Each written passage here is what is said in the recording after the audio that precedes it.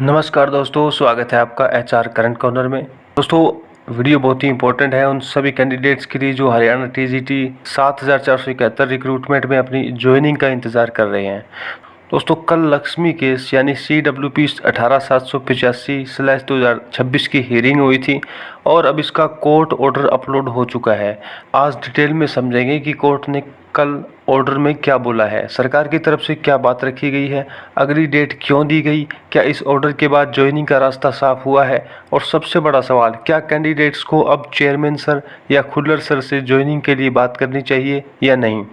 पूरी जानकारी इस वीडियो में देंगे। दोस्तों सबसे पहले बात करते हैं आज के ऑर्डर की। केस है CWP 18785/2026 Lakshmi versus state of Haryana. दोस्तों कल यह मैटर माननीय हाई कोर्ट में सुना गया था।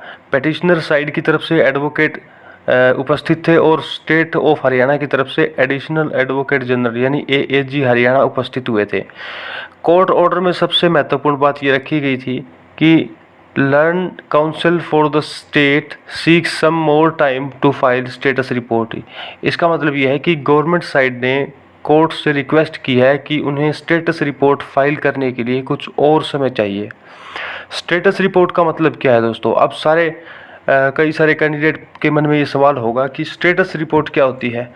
स्टेटस रिपोर्ट बेसिकली सरकार की तरफ से कोर्ट को दी जाने वाली एक ऑफिशियल इन्फॉर्मेशन होती है जिसमें डिपार्टमेंट अपनी करंट पोजीशन बताता है। अब इसमें ये भी हो सकता है कि कोर्ट की करंट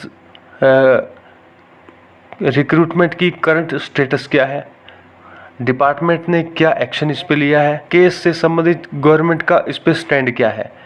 लेकिन अभी कोर्ट ऑर्डर में स्टेटस रिपोर्ट की डिटेल नहीं आई है क्योंकि सरकार ने अभी उसे फाइल करने के लिए समय मांगा है। कोर्ट ने क्या फैसला दिया? कोर्ट ने गवर्नमेंट की रिक्वेस्ट को अलाउ किया है। उन्होंने बोला है कि सरकार अपनी स्टेटस रिपोर्ट अगली डेट से पहले फाइल कर सकती है।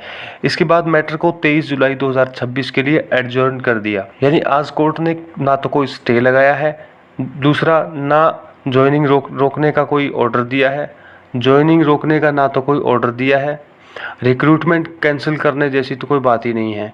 सिर्फ सरकार को अपना पक्ष रखने के लिए टाइम दिया है। अब सबसे बड़ा सवाल, क्या ज्वाइनिंग हो सकती है? दोस्तों इस ऑर्डर को देखकर एक बात तो क्लियर है कि अभी तक ज्वाइनिंग के ऊपर कोई डायरेक्ट रोक नहीं है, लेकिन प्रैक्टिकल सिचुएशन ये है कि डिपार्टमेंट आमतौर पर ऐसे मामलों में कोर्ट प्रोसीडिंग्स को ध्यान में रखकर ही आगे बढ़ता है।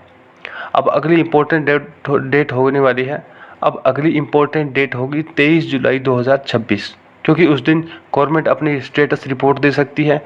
कोर्ट उस रिपोर्ट को देखेगा, फिर आगे की डायरेक्शन कोर्ट के द्वारा दी जाएगी। अब बात करते हैं सबसे महत्वपूर्ण पॉइंट की। दोस्तों बहुत सारे कैंडिडेट पूछ रहे हैं कि क्या हमें चेयरमैन सर या खुल्लर सर से बात करनी चाहिए, ज्वाइनिंग से संबंधित हमें रिक्वेस्ट करनी चाहिए।